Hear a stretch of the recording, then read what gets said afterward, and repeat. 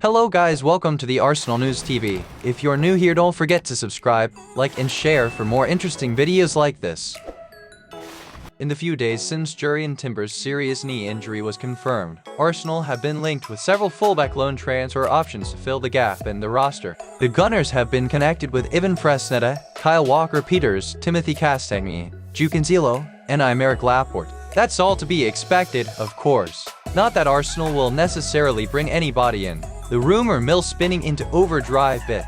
It's not clear the Gunners will or should bring anybody in. On the one hand, the defensive depth is more or less where it was last season, and we all saw how that went when Oleksandr Zinchenko struggled with injury. The Gunners are worse off this season with one fewer option on the backline. On the other hand, Jurrien Timber cost British pound for Tim and was signed to a 5-year contract. He'll be back next season if not earlier. If Arsenal brings somebody in, that could complicate the roster building and minutes distribution going forward. And that's assuming the club even had the funds available to make a meaningful addition right now. Perhaps the best course of action would be to move forward whatever addition the club were planning to make in January next summer. That assumes several things. The club are targeting another fullback in an upcoming window. That player is available now, and the Gunners can make it happen with the current resources and whatever FFP limitations currently exist. Ivan Fresneda. Arsenal have been linked with the 18-year-old Valladolid right back before, but he seems much closer to a Barcelona move. There are even reports of an agreement already in place for him to sign with the Catalan Giants. Real Madrid are reportedly interested in him as well. He's probably the most attractive long-term squad-building option on the list, but he also probably the least polished option too. He's big, strong, and pacey, which make him very good at winning the ball back. In possession, he can stay wide and overlap, but he's most coveted for his ability to invert, to step into central areas as has become the trend among fullbacks.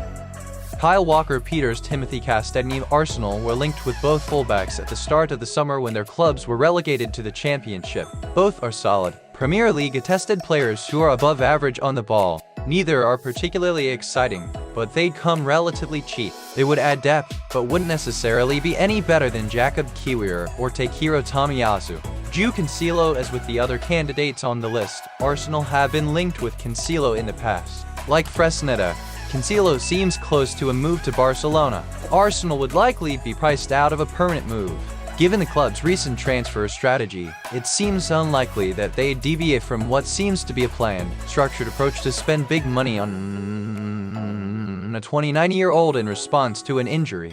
That leaves a loan, and something tells me that Arsenal don't care to loan in a player who can't help them against Manchester City. And City reportedly aren't keen on helping Arsenal improve their roster either, especially after the leap forward the Gunners took following the additions of Gabriel Jesus and Oleksandr Zinchenko. Aymeric Laporte, the Spanish international, is in the shop window, but a move to Arsenal seems unlikely for the same reasons that a move for João Cancelo is unlikely. He's also more of a centre-back, although he has deputized on the left in the past. Here's a look at the stats from some of the linked targets. Nasser Mazraoui, while included in Scott's tweet, hasn't recently been linked with Arsenal, but he does tick the link with the Gunners in the past box. That seems to be a common thread.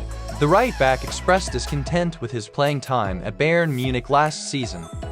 Right now, it doesn't seem particularly likely that Arsenal will make a move, but that's just my early read of the tea leaves. There doesn't seem to be much to the rumors beyond Arsenal having been linked with the players in the past. None of the usual suspects have reported the links either.